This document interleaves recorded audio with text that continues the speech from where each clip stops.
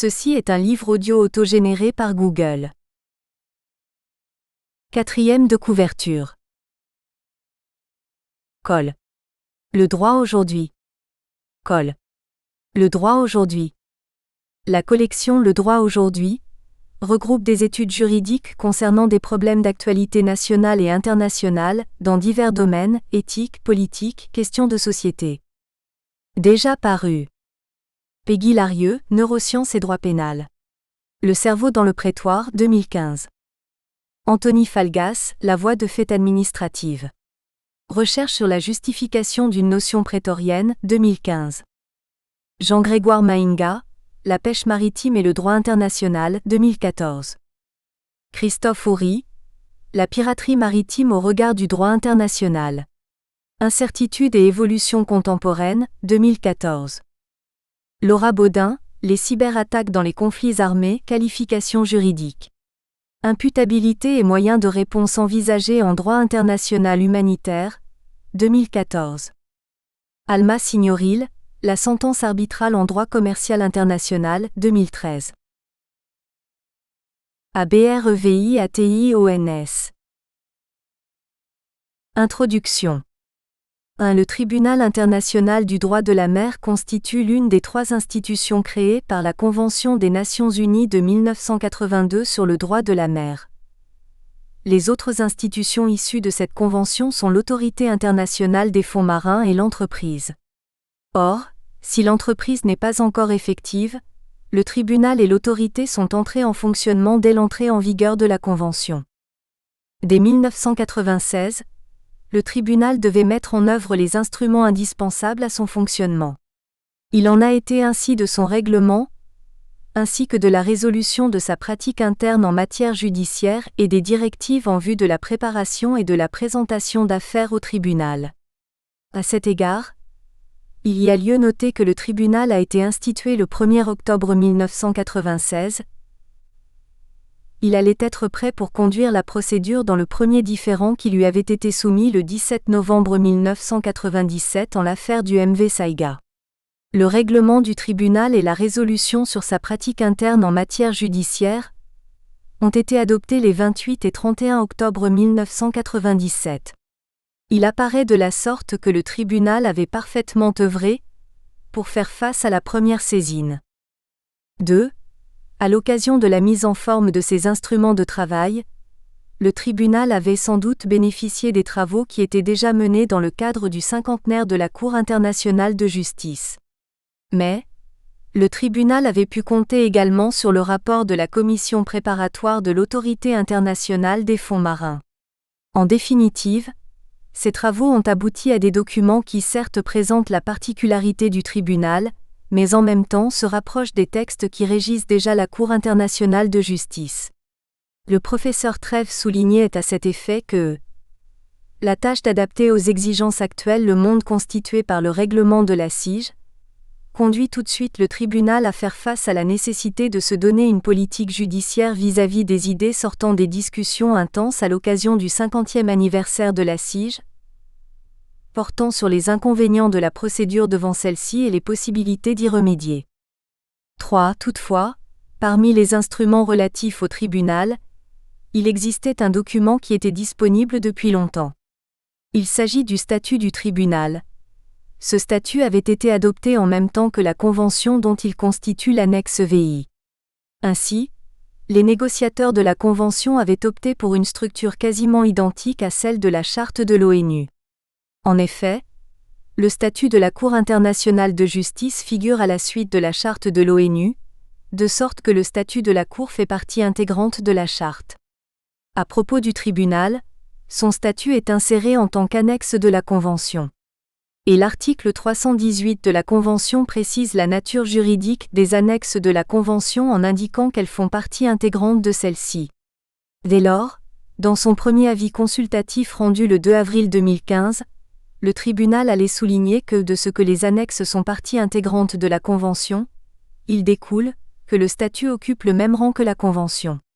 Il s'ensuit que les dispositions du statut du tribunal ne sont pas subordonnées à celles de la Convention. Elles sont applicables de plein droit. Ainsi se réalise la similitude entre les statuts du Tribunal international du droit de la mer et de la Cour internationale de justice. 4.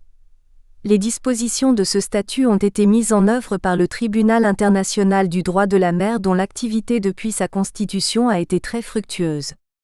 En effet, de 1996 à 2015, 23 affaires ont été soumises au tribunal. Cet activisme du tribunal traduit exactement le fait que la prolifération des juridictions internationales n'a pas constitué un obstacle au développement du tribunal. Au demeurant, la particularité de l'accès du tribunal explique en grande partie l'attrait dont il a ainsi bénéficié. Les procédures de prompte mainlevée d'immobilisation de navires ou de prompte libération d'équipage permettent de soumettre des différends au tribunal par les États du pavillon eux-mêmes ou, au nom de ceux-ci, par d'autres entités. Cette ouverture de la procédure internationale à des personnes morales ou physiques a favorisé la saisine du tribunal. Mais les procédures en indication de mesures conservatoires ont également contribué au succès de cette nouvelle juridiction internationale. Dans la mesure où le tribunal peut prescrire de telles mesures dans l'attente de la constitution d'un tribunal arbitral constitué conformément à l'annexe 7 de la Convention, c'est naturellement vers lui que les États concernés se sont adressés pour le prononcer de ces mesures conservatoires. 5. Il apparaît ainsi que le Tribunal international du droit de la mer a trouvé sa place au sein des juridictions internationales. En définitive, quoique le Tribunal international du droit de la mer soit en concurrence avec la Cour internationale de justice, chacune de ces deux juridictions n'a pas représenté une entrave au développement de l'autre. Par ailleurs, l'examen de la jurisprudence du tribunal montre que ce dernier recourt fréquemment, pour la motivation de ses décisions, au corpus jurisprudentiel développé par la Cour internationale de justice. Il en résulte que le tribunal et la Cour se trouvent dans un contexte de dialogue des juges. 6. Dès lors, l'étude du statut du Tribunal international du droit de la mer permet de mieux appréhender cette juridiction internationale. En approfondissant la connaissance des mécanismes de fonctionnement du tribunal, c'est l'institution elle-même qui se trouve ainsi correctement cernée et la jurisprudence même de la juridiction mieux comprise. 7. L'étude de ce statut a emprunté la forme d'un commentaire fait article par article et non pas d'une annotation de chacun de ces articles, car le commentaire autorise des développements beaucoup plus fournis. De fait, le tribunal est appelé à intervenir dans des domaines qui sont sans cesse en mutation. Tel est le cas de la délimitation maritime qui concerne, à présent, le plateau continental étendu. De même, les conflits en matière de pêche illicite, non réglementés et non déclarés prennent de l'importance actuellement. Dès lors, il apparaît indispensable de contribuer à la solidification de la jurisprudence du tribunal, en même temps qu'il convient de lui permettre d'assurer le développement progressif de ce domaine du droit international toujours en mutation. 8. Cet objectif est acquis par l'examen du statut du tribunal. En effet, cette étude permet de mettre en relief les dynamiques propres au tribunal. Tout en mettant l'accent sur les aspects les plus aboutis de la jurisprudence du tribunal, l'étude est susceptible de montrer certaines limites dans le fonctionnement même du tribunal. Ainsi, l'accès du tribunal est-il ouvert à des parties à un accord? Or, la notion d'accord n'est pas précisée dans le statut. Il appartiendra dès lors au tribunal de donner un contenu à cette notion. L'analyse du statut du Tribunal international du droit de la mer apparaît, par conséquent, pertinente. Afin d'éviter une présentation artificielle des articles du statut, les commentaires sont articulés, dans chaque article, par une numérotation continue. Ainsi est évité le recours à des sous-titres dans les articles objets des commentaires. Section PRELIMINAIRE, Dispositions générales. Article 1er. Dispositions générales. 1. Le Tribunal international du droit de la mer est créé et fonctionne conformément aux dispositions de la Convention et du présent statut. 2. Le tribunal a son siège dans la ville libre et hanséatique de Hambourg, en République fédérale d'Allemagne. 3. Il peut toutefois siéger et exercer ses fonctions ailleurs lorsqu'il le juge souhaitable. 4. La soumission d'un différend au tribunal est régie par les parties 11 et 15. L'article 1er du statut du TIDM apparaît réellement comme une disposition générale. Car elle porte à la fois sur le fonctionnement du tribunal, son siège et les modalités de la saisie du tribunal. En énonçant que le TIDM est créé et fonctionnement conformément à la Convention de 1982 sur le droit de la mer, l'article 1er, paragraphe 1 indique clairement le lien qui unit le tribunal à la Convention. Le premier est un organe de la seconde. Le tribunal procède de la Convention. C'est une annexe de la Convention qui a prévu et organisé le TIDM. Ainsi apparaît une différence importante avec la Cour internationale de justice. 2. En effet, l'article 1er du statut de la Cour précise explicitement que la Cour est instituée par la Charte des Nations Unies comme organe judiciaire principal de l'organisation.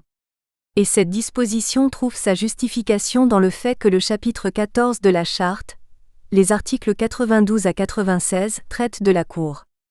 À cet égard, l'article 92 de la Charte relève que la Cour internationale de justice constitue l'organe judiciaire principal des Nations Unies. Or, si le TIDM procède de la Convention, il ne constitue toutefois pas l'organe judiciaire principal de la Convention. Le TIDM ne constitue qu'un des organes issus de la Convention de 1982 sur le droit de la mer. Au demeurant, la Convention n'a institué aucun organe judiciaire principal. Bien au contraire, avec la création du TIDM, la Convention n'a fait qu'élargir l'éventail de choix dont disposent les États parties quant au règlement de leurs différends relatifs à l'interprétation ou à l'application des règles juridiques posées par la Convention de 1982 sur le droit de la mer. C'est ainsi que pour le règlement des différends pouvant survenir entre les États parties à propos de l'interprétation ou l'application de cette Convention, l'article 287 de la Convention renvoie ceux-ci à l'organe juridictionnel qu'ils auraient choisi. Et au terme de la Convention, cet organe juridictionnel pourra être soit le TIDM, soit la CIJ, voire une juridiction arbitrale. Par ailleurs, à moins d'un accord entre les parties aux différends, le tribunal ne peut avoir compétence que pour les différends relatifs à l'interprétation ou à l'application de la Convention, ainsi qu'il l'a lui-même rappelé en l'affaire du Louisa. 3. L'article 1er alinéa 1er du statut du tribunal indique, en outre, que le tribunal est créé et fonctionne conformément à la Convention et au dit statut. L'indication suggère par conséquent que l'action du TIDM est limitée par la Convention et le statut. Autrement dit, toute l'action du tribunal est subordonnée au respect de la Convention et du statut. C'est donc au regard de ces deux textes que s'apprécie la licéité de l'action du tribunal. L'action du tribunal dont il s'agit doit être comprise non seulement comme celle se rapportant à l'activité judiciaire du TIDM, mais aussi celle qui a trait à son activité administrative. Au demeurant, l'activité administrative du tribunal ne correspond pas seulement aux mesures d'administration interne que peuvent prendre les membres du tribunal. Il y a lieu d'y adjoindre les mesures prises par le président du tribunal en vertu de l'article 3, de l'annexe 7 de la Convention. Le fait pour le TIDM de conformer son fonctionnement à la Convention et à son statut signifie également que tous les textes régissant le fonctionnement du tribunal doivent correspondre à la Convention et au statut. Il s'agit particulièrement du règlement du tribunal, ainsi que de la résolution relative à sa pratique judiciaire interne. 4. À cet égard, il y a lieu de noter que la Convention n'a attribué une compétence en matière consultative qu'à la Chambre pour le règlement des différends relatifs aux fonds marins, de sorte que le tribunal ne dispose d'aucune compétence consultative à la lumière de la Convention. De plus, le statut du TIDM ne comporte aucune disposition relative à l'exercice de la compétence consultative. L'article 21 du statut relatif à la compétence du tribunal se contente de renvoyer, en la matière, à la Convention. Or, le TIDM allait décider d'organiser à son profit une compétence consultative que la Convention ne lui avait nullement reconnue. Cette compétence consultative est prévue par l'article 138 du règlement du tribunal. 5. La position adoptée par le tribunal avec l'institution de l'article 138 de son règlement apparaît pertinente. En effet, sans avoir été prévue par la Convention, cette compétence consultative aurait pu être incluse dans les statuts d'une organisation internationale. Il se pourrait également qu'à l'occasion de son fonctionnement, une telle organisation internationale se trouva confrontée à une difficulté d'ordre juridique, et qu'il apparut, dès lors, indispensable de recourir à l'avis consultatif d'une juridiction internationale. Dans l'un et l'autre cas, il aurait été contraire au but même de la Convention de refuser locus standi devant le tribunal à de telles organisations internationales. C'est par conséquent, de façon avisée que le règlement du TIDM allait décider d'ouvrir au tribunal l'exercice d'une compétence consultative. Cependant, afin de satisfaire au caractère spécialisé du tribunal, le règlement limitera cette compétence consultative aux organisations internationales dont le but se rapporte à la Convention de 1982 sur le droit de la mer. De ce point de vue, ces organisations internationales seront postérieures à la Convention ou, bien qu'étant antérieures à celle-ci, elles inscriront leurs activités dans le cadre défini par la Convention. Une telle indication est d'autant plus convaincante que la Cour internationale de justice ne saurait accueillir toutes les demandes d'avis consultatifs qui lui seraient soumises. En effet, l'article 96, paragraphe 2 de la Charte n'organise cette compétence consultative qu'en faveur des organes et institutions du système de l'ONU. Autrement dit, il doit s'agir d'organes spécialisés de l'organisation. 6. Il convient, au demeurant, d'observer qu'il est possible de rattacher l'exercice de la compétence consultative par le TIDM à la Convention elle-même ainsi qu'au statut. À cet effet, les articles 288, paragraphe 2 de la Convention et 21 du statut paraissent pertinents à ce titre. Au point qu'il a pu être souligné, à juste raison, que article 21 of the statute is broad enough to provide a legal basis for the tribunal's jurisdiction to entertain advisory opinion conferred upon it by international agreement. Article 138 of the rules seems to be a legitimate interpretation of article 21 of the statute. Car en indiquant que le tribunal a compétence au regard de tous les différends et toutes les demandes qui lui sont soumises, ainsi que toutes les fois que cela est prévu par tout accord conférant compétence au tribunal, l'article 21 du statut ne paraît pas avoir écarté toute possibilité pour le tribunal d'exercer une compétence consultative. Les expressions « toute demande » et « toutes les fois que cela est prévu dans tout accord » dans le libellé de l'article 21 du statut renvoient également à toute demande d'avis consultatif. Cette indication n'est pas contredite par les dispositions de l'article 288, paragraphe 2 de la Convention. Enfin, il y a lieu de souligner que le professeur Wolfrum considérait que dans les dispositions de l'article 21, le terme compétence, juridiction, refer to the power of an international court to decide case submitted to it or to issue advisory opinion. La première demande d'avis consultatif portée devant le TIDM montre que l'analyse adoptée par le tribunal a été la plus adéquate. En effet, des États de l'Afrique occidentale avaient signé une convention entrée en vigueur entre dont l'article 33 prévoyait le recours, au moyen d'une demande d'avis consultatif, au TIDM au cas où une difficulté juridique surviendrait dans le cadre de la convention. Aussi, par une demande en date du 27 mars 2013, le secrétaire général de la Commission sous-régionale de pêche mise en place par cette convention saisira le TIDM d'une demande d'avis consultatif. Cette demande était articulée à la fois sur l'article 33 de la Convention régissant cette commission et sur l'article 21 du statut du tribunal. Toutefois, cette première demande d'avis consultatif allait soulever la question de la compétence du tribunal en matière consultative. Plusieurs États parties avaient en effet excipé l'incompétence du tribunal.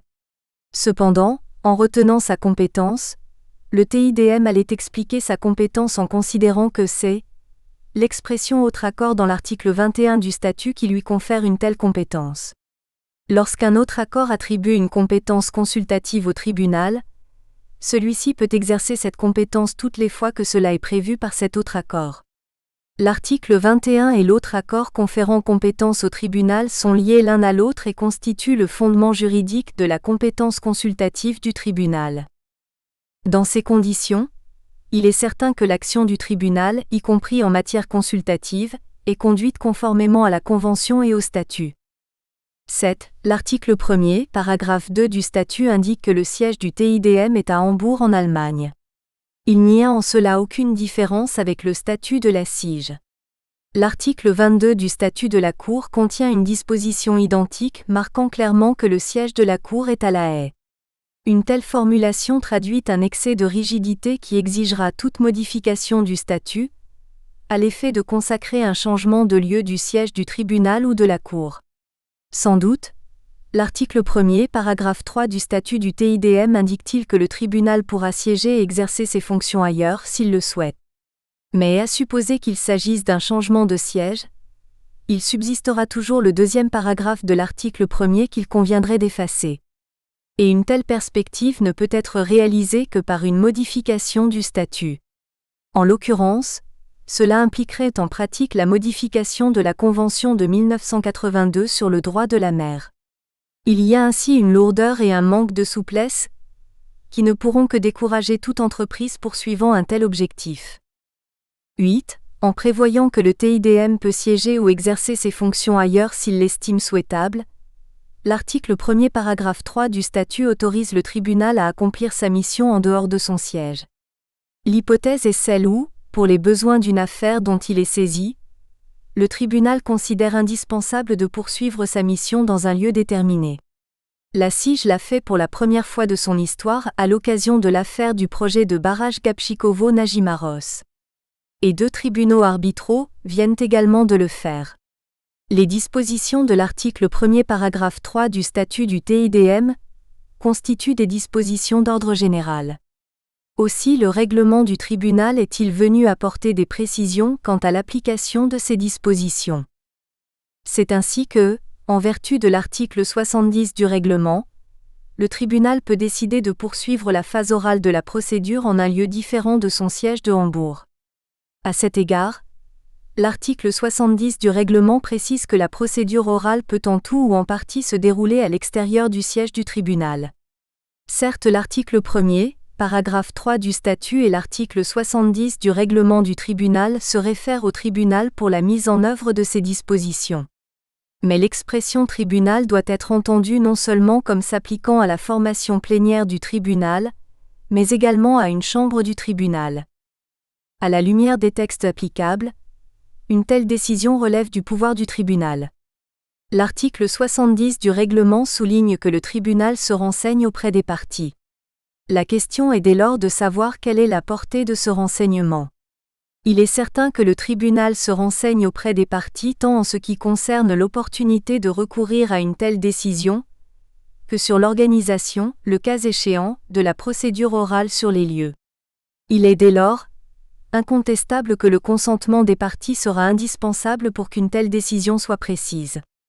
Ainsi, en pratique, il ne s'agit pas d'un simple renseignement auprès des parties, mais de parvenir à obtenir leur assentiment. Au demeurant, un tel assentiment apparaît indispensable pour l'organisation matérielle de la procédure. Telle est également l'opinion de la doctrine à propos de l'article 65 du règlement de la SIJ, dont la rédaction est identique à l'article 70 du règlement du TIDM. 9. Dans le cadre de la compétence du TIDM, il paraît difficile d'envisager dans quelles circonstances, hormis le cas où son siège serait indisponible, le tribunal pourrait être conduit à poursuivre la procédure orale ailleurs qu'au siège. Qu'il s'agisse d'un différend relatif à la délimitation de frontières maritimes, ou d'un litige en matière de pêcherie voire un différend portant sur la recherche scientifique marine, il paraît peu probable que les circonstances de fait de l'espèce puissent permettre au tribunal de tenir la procédure orale en dehors du cadre de Hambourg. 10. En revanche, les dispositions de l'article 1er, paragraphe 3 du statut pourraient naturellement trouver leur traduction pratique en matière d'établissement des preuves. C'est pourquoi l'article 81 du règlement constitue une disposition pertinente à cet égard. En effet, en matière de délimitation maritime ou d'atteinte à l'environnement, il peut paraître utile de disposer d'une meilleure information et un transport sur les lieux constituera le procédé le plus adéquat pour y parvenir. Sans doute l'article 81 du règlement précise-t-il que cette décision peut être prise par le tribunal à la demande d'une partie, ou proprio motu après que le tribunal se sera renseigné auprès des parties. Mais, dans la mesure où il s'agit pour le tribunal de mettre en œuvre son pouvoir d'administration de preuves, le consentement des parties à une telle visite n'est pas indispensable. Ce transport sur les lieux ne prive nullement l'une et l'autre des parties de leurs obligations d'étayer au moyen de preuves leurs prétentions. Il constitue un moyen au travers duquel le tribunal va procéder à sa propre instruction du différend dont il est saisi. Mais précisément, une telle visite ne saurait constituer un moyen pour le tribunal de pallier la carence d'une partie quant à l'administration des preuves de ses prétentions. D'autre part, la visite sur le terrain ne permet pas au tribunal de s'écarter de son obligation d'impartialité et d'assurer une égalité entre les parties. Dans ces conditions, sur le terrain, le tribunal pourrait ne bénéficier que de l'assistance de ses propres experts. Mais une telle perspective est malencontreuse, tant elle donnerait à penser que le tribunal aura déjà tranché le litige. Au contraire, le transport sur les lieux constituerait le moment précieux où le tribunal se ferait expliquer de visu les thèses de chacune des parties en veillant à l'égalité entre elles. 11. Ainsi perçu, le transport sur les lieux constitue-t-il une mesure d'établissement de preuve qui ne peut utilement intervenir qu'après la clôture de phase écrite et avant la phase orale? Doit-elle intervenir avant la réunion de l'article 68? Dans la mesure où cette réunion permet au tribunal d'organiser la poursuite de l'instance et par conséquent, la procédure orale, il paraît adéquat que le transport sur les lieux se réalise avant cette réunion. Il en résulterait que les juges du tribunal disposeraient d'éléments nécessaires pour la phase orale de la procédure. 12. Il convient enfin de noter que les dispositions de l'article 78, paragraphe 2 du règlement permettent au tribunal de recueillir l'audition d'un témoin ou d'un expert en dehors du tribunal. Cette disposition se rattache à l'article 1er, paragraphe 3 du statut du TIDM. En effet, les modalités normales d'audition de témoins ou des experts consistent, pour ceux-ci, à se présenter devant le tribunal lors de la procédure orale. À défaut d'une telle présentation, c'est au moyen de preuves écrites, affidavit, que les parties peuvent soumettre au tribunal les dépositions de leurs témoins ou experts. Il en va différemment s'agissant de l'article 78, paragraphe 2 du règlement. Dans cette perspective, le témoin ou l'expert déposera directement devant le tribunal en étant en dehors du siège. Certes, une telle audition peut être faite auprès des membres du tribunal que celui-ci désignera et déléguera sur les lieux, à l'effet de recueillir cette audition. Toutefois, le coût élevé et les inconvénients pratiques d'une pareille audition font que c'est nécessairement au moyen de déposition par voie de numérique que cette disposition pourra être mise en œuvre. En effet, afin de permettre aux parties d'interroger mutuellement les témoins ou experts concernés, la vidéo apparaîtra le procédé le plus opportun à cet effet. 13. D'une manière générale, il convient d'observer que l'une des finalités de la procédure devant le TIDM est de parvenir à des coûts relativement acceptables. Or, les transports sur les lieux n'y contribuent pas, bien au contraire, ces transports conduisent à des frais supplémentaires.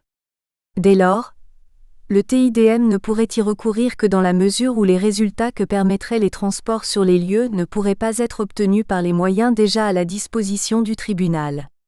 De même, s'il apparaît que le transport sur les lieux se révèle indispensable pour la poursuite de la procédure devant le tribunal. 14. Enfin, l'article 1er, paragraphe 4 du statut rappelle que ce sont les parties 11 et 15 de la Convention qui gouvernent toute soumission de différend au tribunal. Si la référence à la partie 15 de la Convention se conçoit aisément, car elle est relative au règlement de différend, il en va autrement de la référence à la partie 11. Celle-ci ne porte que sur la zone. Précisément, la partie 15 de la Convention ne concerne pas les différends qui pourraient s'élever à l'occasion des activités d'exploration et d'exploitation de la zone. Ce sont donc certaines dispositions de la partie 11 de la Convention qui ont posé des règles permettant de résoudre les différends qui pourraient survenir entre l'Assemblée et l'autorité, ou entre celle-ci et les États patronnant les entreprises, voire entre l'autorité et les entreprises patronnées dans les activités dans la zone. Section 1. L'organisation du tribunal.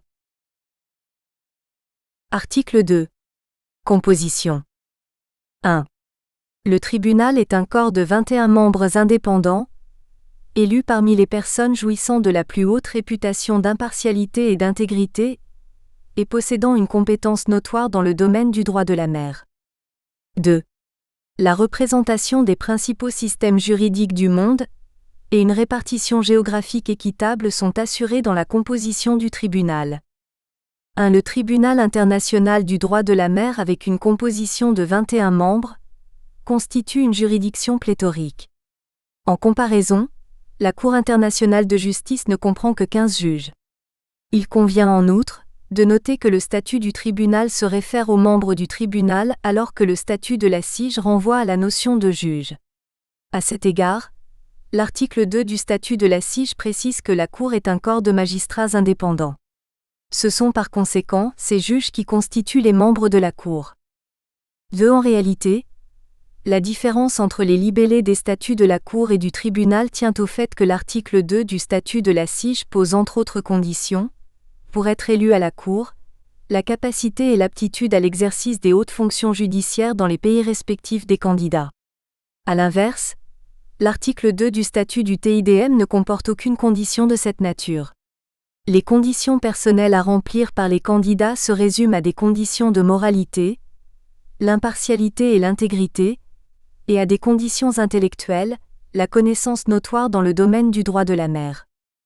Il convient de souligner que le statut indique que les membres du tribunal sont indépendants et jouissent d'une réputation d'impartialité. Ces exigences peuvent sembler redondantes. En effet, si le juge du tribunal est indépendant, il sera par ce fait même impartial. Indépendance et impartialité sont des exigences équivalentes. L'impartialité du juge implique qu'il ne recevra pas des instructions des parties et ne sera guidé que par des considérations de justice ou d'équité, fairness.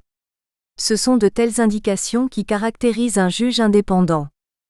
3. Si l'article 2, paragraphe 1er du statut indique que les membres du TIDM jouissent de la plus haute réputation d'impartialité et d'intégrité et qu'ils possèdent une compétence notoire dans le domaine du droit de la mer, il convient de reconnaître que ces critères sont difficiles à mesurer en pratique.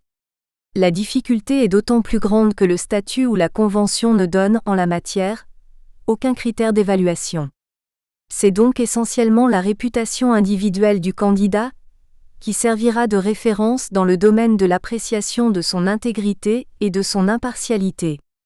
En revanche, l'appréciation des connaissances du candidat quant au droit de la mer sera aisée à établir.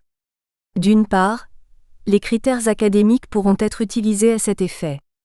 Ainsi, les écrits ou les enseignements du candidat dans le domaine du droit de la mer constituent des instruments certains d'évaluation du niveau de compétence du candidat.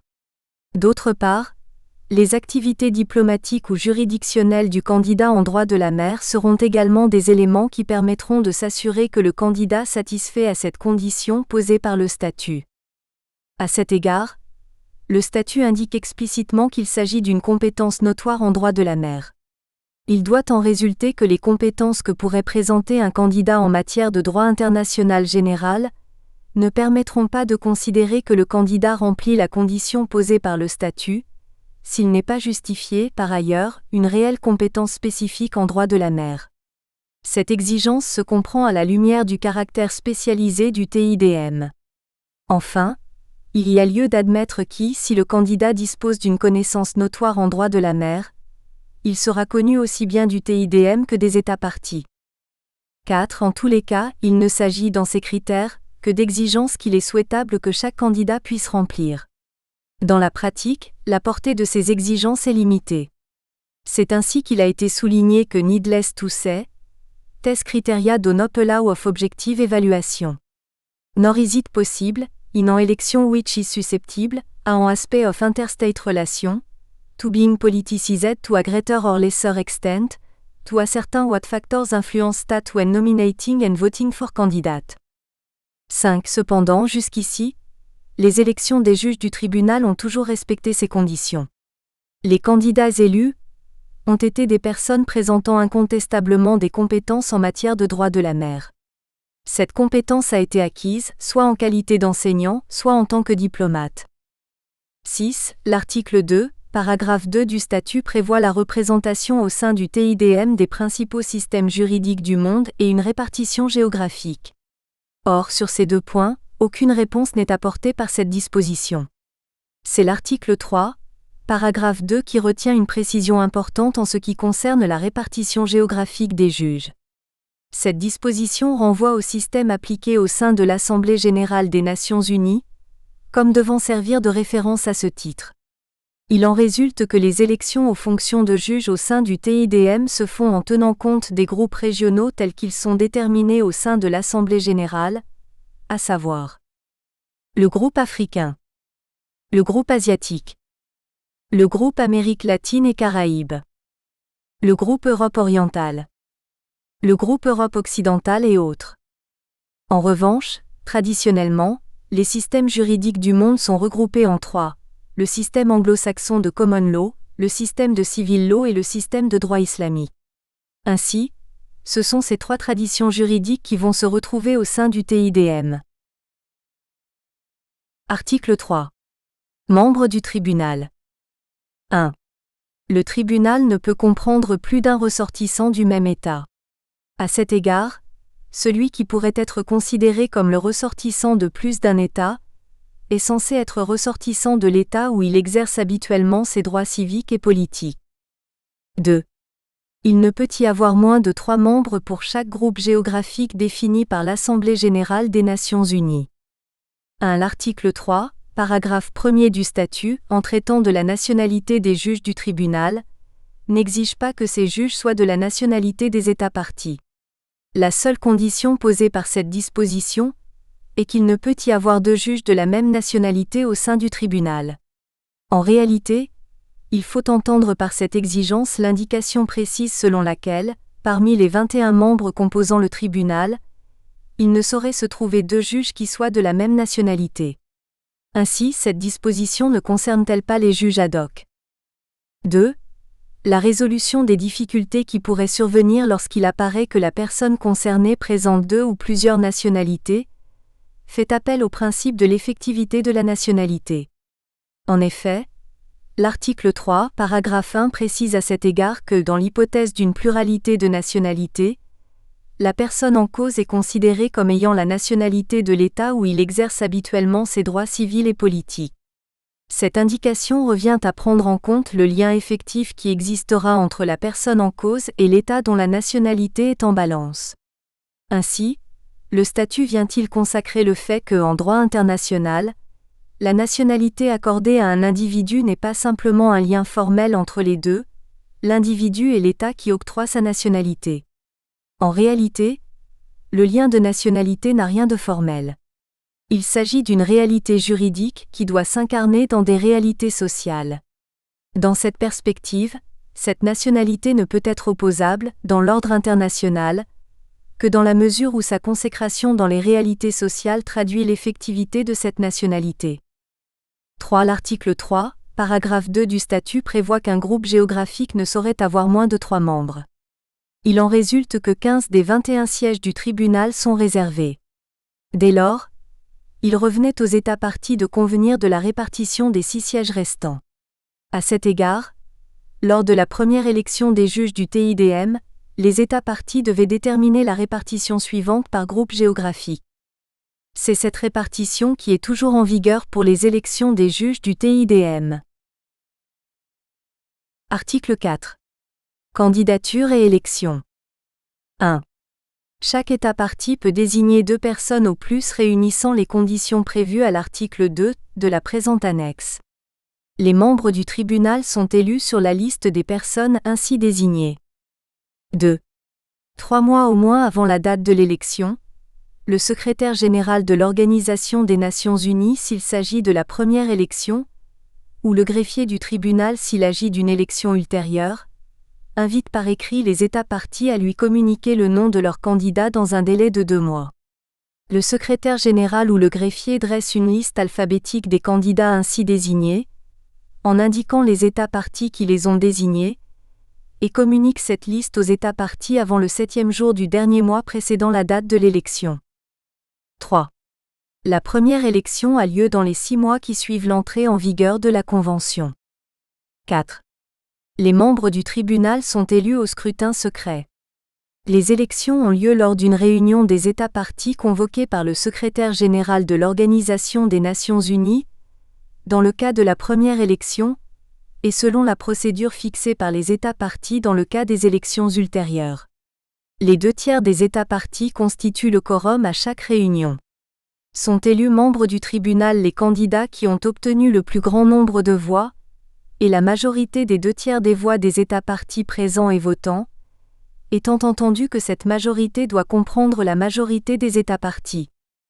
En matière de candidature et d'élection de juges au Tribunal international du droit de la mer, le statut ne comporte pas de formalisme très rigoureux.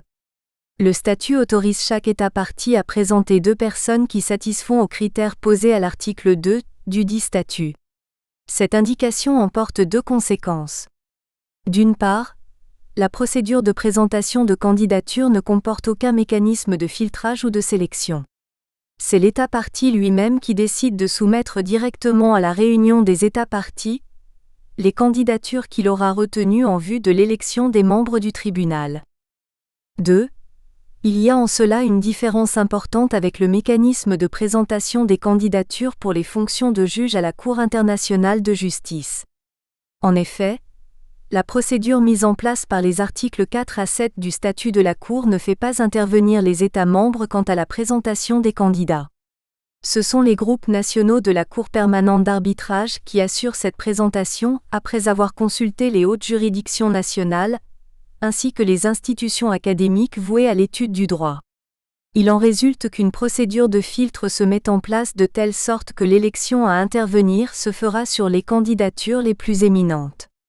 Car les groupes nationaux désignent 4 personnes dont 2 qui ne peuvent être de la même nationalité que le groupe concerné. D'autre part, l'État partie n'est pas tenu de désigner des candidats qui relèvent de sa nationalité.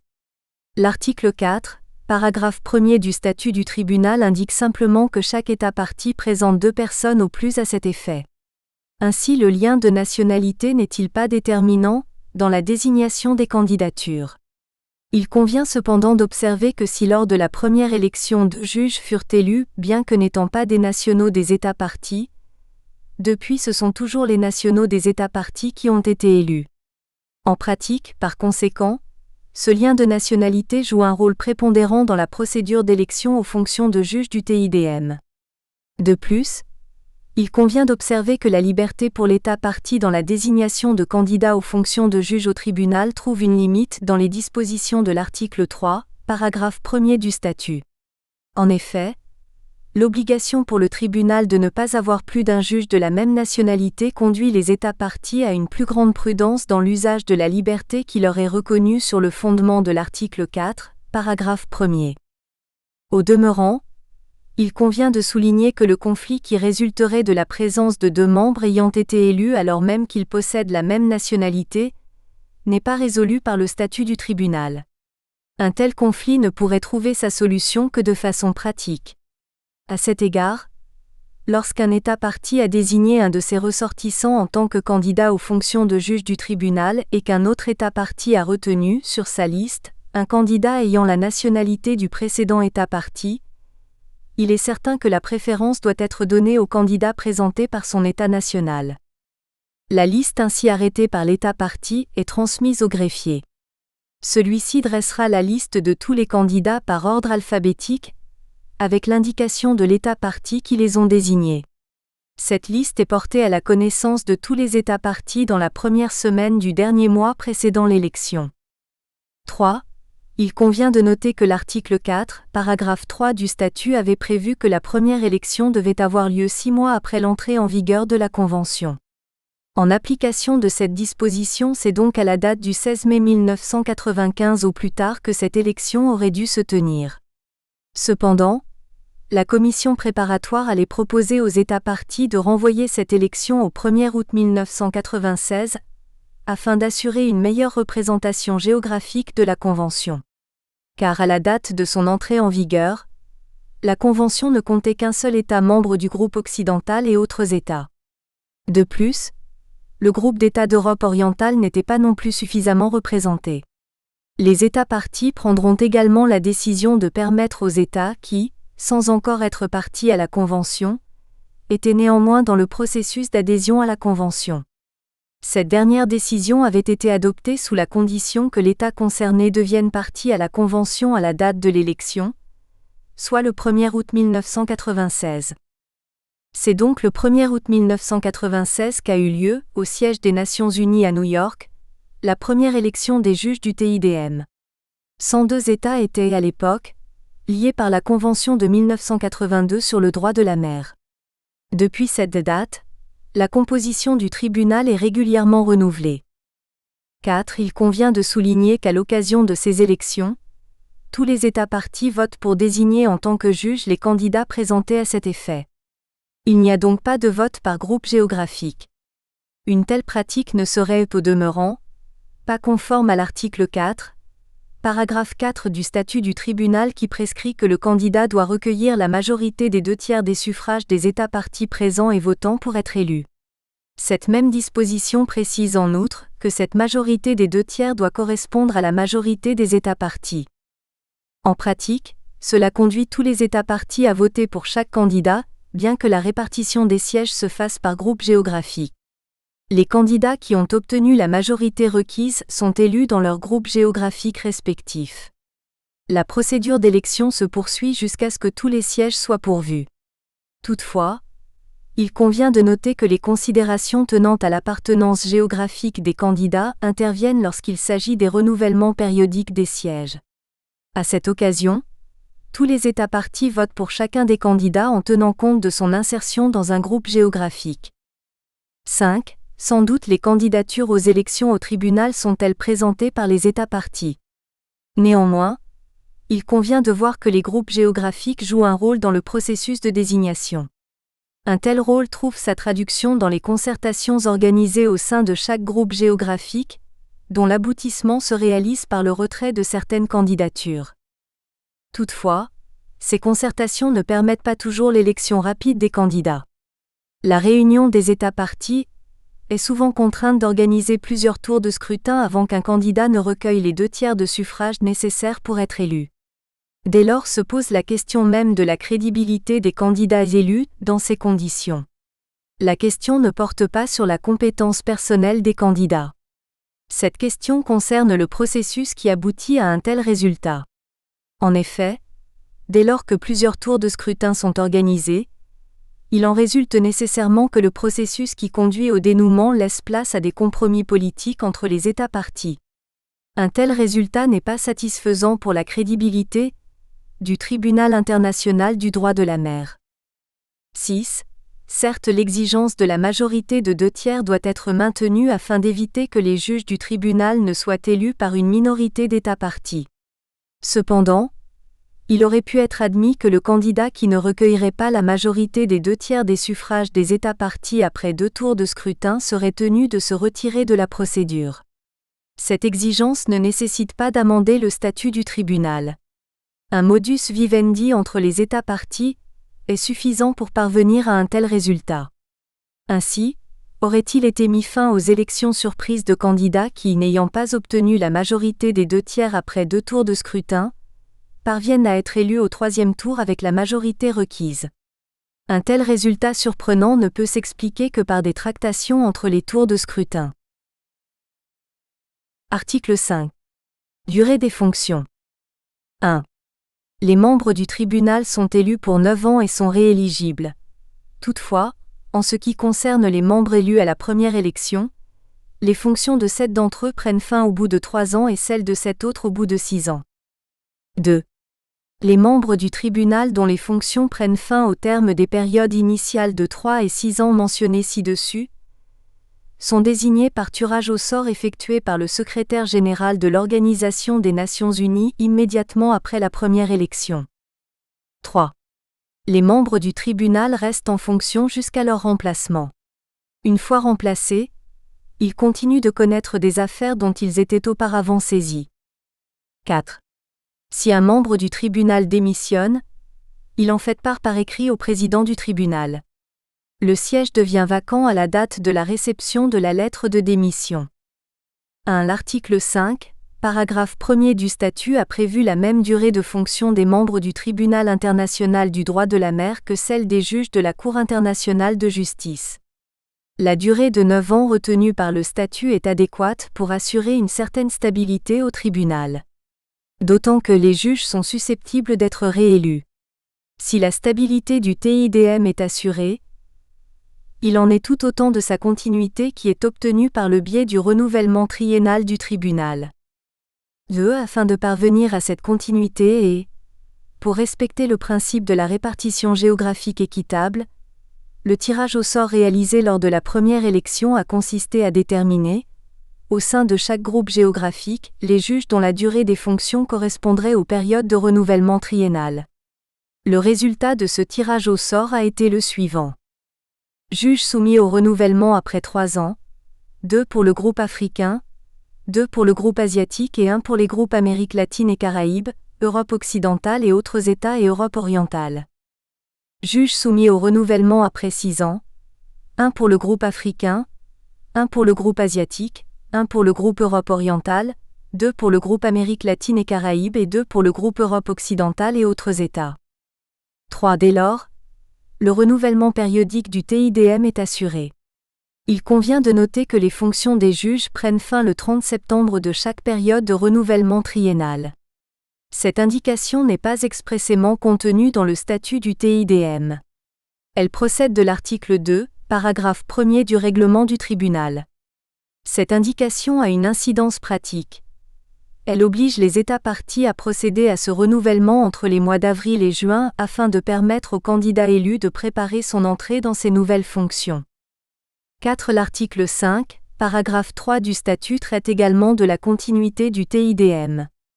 D'une part, il permet au juge dont le mandat est arrivé à expiration de rester en fonction jusqu'à son remplacement. D'autre part, cette même disposition autorise les membres du tribunal à continuer, après l'expiration de leurs fonctions, à connaître des affaires dont ils furent saisis. En réalité, cette dernière indication connaît des amodiations apportées par le règlement du tribunal. D'abord, l'article 17 du règlement est venu préciser que, après l'expiration de la période de leur fonction au sein du tribunal, les juges ne pouvaient continuer à connaître des affaires dont ils avaient été saisis que jusqu'à l'achèvement d'une phase de l'affaire. Or, le tribunal, à juste titre, considère que la notion de phase de l'affaire est déterminée par la réunion de l'article 68. C'est en effet cette réunion qui permet au tribunal d'arrêter sa composition pour la suite de la procédure. Ainsi la phase d'une affaire correspond-elle, soit à la phase écrite, soit à la phase orale. Dès lors, c'est au cours de l'une ou l'autre de ces deux phases que le juge, dont la période de fonction est expirée, peut être amené à continuer à connaître d'une affaire dont il avait été auparavant saisi. Il s'agit en l'occurrence de considérations de sécurité juridique. Il faut éviter que le juge nouvellement élu ne participe à une affaire, par exemple à la procédure orale, alors même qu'il n'aura pas pris à part à la réunion de l'article 68 qui permet au juge de mieux approfondir le différend en cause. Un tel juge découvrirait l'affaire à l'audience. Ce qui ne constitue pas un gage d'efficacité donné aux parties. Inversement, si le tribunal est juste saisi du différend lequel se trouve par conséquent dans la phase de la procédure écrite, il convient de permettre aux membres élus de siéger et de prendre part à la procédure. Tel est donc ce que le règlement requiert s'agissant du tribunal dans sa formation plénière. Ensuite, à propos des chambres ad hoc, l'article 30, paragraphe 4 du règlement indique explicitement que les membres du tribunal dont la période de fonction a pris fin continuent de prendre part à toutes les phases de l'affaire que connaît la Chambre. Une telle disposition trouve sa justification dans le fort intuitus personae, qui détermine la constitution de la Chambre ad hoc. En effet, celle-ci est formée avec l'assentiment des parties. Il en résulte que non seulement les parties décident de soumettre leurs différends à la Chambre ad hoc, mais également, elles en approuvent la composition. Dans ces conditions, l'expiration de la période de fonction d'un membre de la Chambre ad hoc ne saurait avoir d'incidence sur sa composition. Ainsi apparaît l'influence des mécanismes de l'arbitrage interétatique dans la procédure judiciaire internationale. 5. Enfin, l'article 5, paragraphe 4 prévoit le cas de démission d'un membre du tribunal. C'est par écrit que la démission doit être faite, et elle est notifiée au président. La démission prend effet à dater de la réception de la lettre de démission. Il convient de noter que l'article 6 du règlement a repris de cette disposition. Et l'article 6, paragraphe 2 du règlement a aménagé la procédure de démission du président du tribunal. Il adresse la lettre de démission au vice-président ou à défaut, au doyen des juges. Comme pour les autres juges, la démission du président emporte ses effets dès la réception de sa lettre. Article 6. Siège vacant. 1.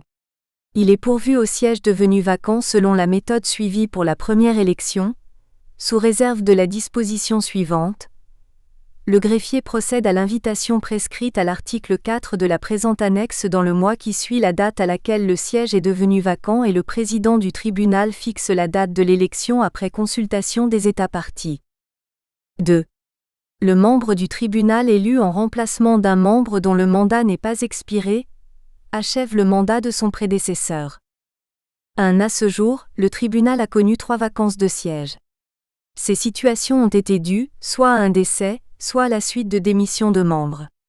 Mais la vacance de siège peut également résulter des circonstances prévues à l'article 9 du statut du tribunal. Dans toutes ces situations, il appartient au président du tribunal de déterminer la date à laquelle il sera pourvu au remplacement du membre dont le siège est devenu vacant. L'article 6, paragraphe 2 du statut indique que le juge élu en cas de vacance de siège achève le mandat de son prédécesseur. L'article 2, paragraphe 2 du règlement est venu préciser que le mandat du juge élu pour achever un tel mandat commence à courir au jour de l'élection. 2. Il convient cependant de noter que, dans le cadre de la préséance au sein du tribunal, c'est la date de l'élection du nouveau membre qui importe. Ce n'est pas la date de l'élection du membre dont le mandat sera achevé qui est prise en compte. Article 7. Incompatibilité. 1. Un membre du tribunal ne peut exercer aucune fonction politique ou administrative, ni être associé activement ou intéressé financièrement à une opération d'une entreprise s'occupant de l'exploration ou de l'exploitation des ressources de la mer ou des fonds marins, ou d'une autre utilisation commerciale de la mer ou des fonds marins. 2. Un membre du tribunal ne peut exercer les fonctions d'agent, de conseil ou d'avocat dans aucune affaire. 3. En cas de doute sur ces points, le tribunal décide à la majorité des autres membres présents. 1. L'article 7 du statut comporte un code déontologique strict destiné à éviter des conflits d'intérêts, auxquels les membres du tribunal pourraient être impliqués. Les incompatibilités portent d'abord, dans l'interdiction faite aux membres du tribunal d'exercer des fonctions politiques ou administratives. Par fonctions politiques et administratives, il convient d'entendre des fonctions gouvernementales et électives à quelque niveau que ce soit. Mais il y a lieu également d'y adjoindre les fonctions d'agent public. Dans toutes ces situations, il s'agit d'éviter que le membre du tribunal ne se trouve dans la situation d'avoir à recevoir des instructions émanant d'un État. Il apparaît ainsi que ces incompatibilités visent à préserver l'indépendance des membres du tribunal et de l'institution elle-même. Il convient d'observer que les dispositions de l'article 7 du statut trouvent leur application à l'occasion de l'entrée en fonction du juge et régissent l'exercice des fonctions juridictionnelles. Elles ne se rapportent donc pas aux activités exercées antérieurement à son élection par un juge du tribunal. De ce point de vue, il est admis que les juges peuvent toujours continuer à accomplir des activités d'enseignement universitaire. En effet, le principe même de cet enseignement est fondé sur l'indépendance de l'enseignant. L'ancien juge au tribunal, G. Erickson, considère que « Judges should be able to advise governments in their personal capacity in case where the advice given cannot be regarded as reflecting on their independent status ». Une telle opinion ne paraît pas satisfaisante. En effet, donner des conseils, c'est déjà être au service d'un État. Le problème n'est pas d'exercer une activité rémunérée au service d'un État. Il s'agit de faire en sorte qu'aucune impression de connivence ne puisse être suspectée entre le juge et l'État. Or, cette connivence serait avérée dans l'hypothèse où le juge s'engagerait à donner des conseils à un État. Ainsi, par ces incompatibilités, ce sont les relations individuelles susceptibles de se réaliser entre le juge et l'État partie qu'il convient d'éviter. 2. Par la suite, la même disposition impose au juge de ne pas avoir des intérêts financiers dans les entreprises impliquées dans l'économie de la mer. Cette interdiction est très large. Elle revient à interdire au juge de détenir aucune action ni part sociale dans les entreprises dont l'activité est liée à l'exploration et l'exploitation de la mer. En réalité, il convient de noter que la liste de ces incompatibilités n'est pas exhaustive. C'est donc au fur et à mesure que le tribunal en précisera le contenu. Néanmoins, le principe qui détermine ces incompatibilités et qui servira de guide au tribunal est très explicite. Tout juge du TIDM ne saurait, de quelque manière que ce soit, être au service d'un État ni se trouver associé à une entreprise ou encore posséder des actions ou parts sociales dans une entreprise dont l'intérêt social porte sur l'exploration ou l'exploitation de la mer. 3.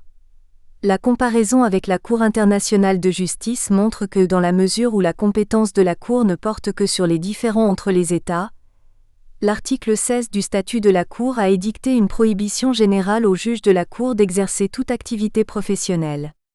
Mais il n'existe pas d'autres interdictions que celle-là. Ainsi, la particularité de l'article 7, paragraphe 1 du statut du tribunal s'explique-t-il par le fait que la compétence du tribunal porte non seulement sur les litiges entre États, mais également sur les différends impliquant des personnes morales autres que les États ainsi que des personnes physiques. De tels différends sont susceptibles de survenir à propos d'activités exercées dans les espaces sous juridiction nationale ou dans la zone. 4. L'article 7, paragraphe 2 du statut du tribunal indique en outre que les membres du tribunal ne peuvent assurer les fonctions d'agent, de conseil ou d'avocat dans aucune affaire. Il ne s'agit, en réalité, que du prolongement de l'interdiction édictée au paragraphe 1er du même article. C'est exactement la traduction de la prohibition pour les juges du TIDM de se mettre au service d'un État. En effet, les fonctions d'agent, de conseil ou d'avocat impliquent que leur titulaire sera au service d'un État ou d'une autre entité et par conséquent, il se trouvera dans une situation qui ne sera pas celle d'indépendance. Dans ces conditions, un membre du tribunal ne saurait accepter de telles fonctions, encore que le litige qui serait en cause se déroulerait devant une autre juridiction, nationale ou internationale. 5. En revanche, cette interdiction ne porte pas sur la faculté pour un membre du tribunal d'être nommé juge ad hoc auprès d'une autre juridiction. Cette situation se comprend aisément. En effet, un juge ad hoc, quoique désigné par une partie, bénéficie de tous les attributs d'un juge.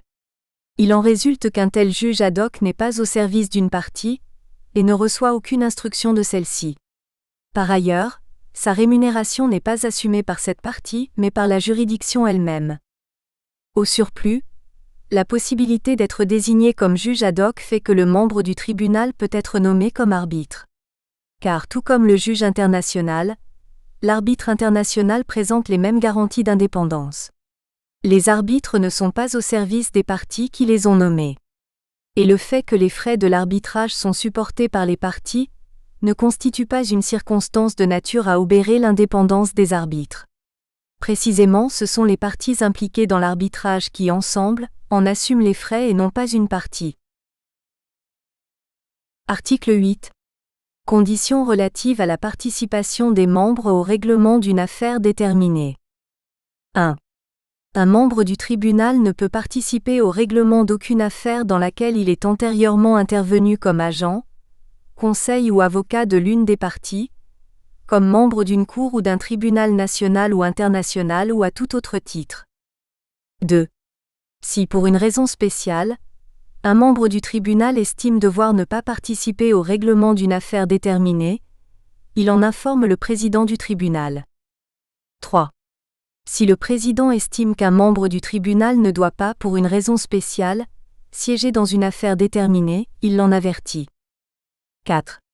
En cas de doute sur ces points, le tribunal décide à la majorité des autres membres présents. 1. Il peut être soutenu que l'article 8 du statut du tribunal se situe dans le prolongement de l'article 7 du même statut. En effet, si les dispositions de l'article 7 du statut concernent la capacité même du membre à être admis au sein même du tribunal et à exercer les actes. Nous espérons que vous avez apprécié cet aperçu. Pour continuer à écouter ce livre audio sur Google Play Livres, utilisez le lien dans la description de la vidéo.